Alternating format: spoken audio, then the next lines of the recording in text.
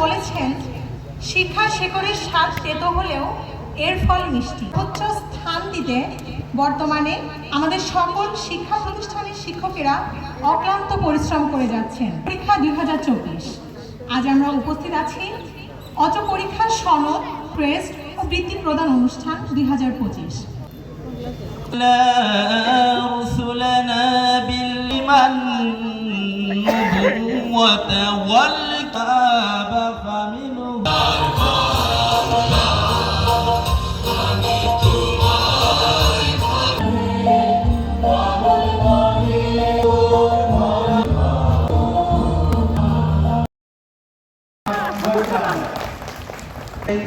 স্কুলটার বয়স 127। তারা আমলাতে 11 নাই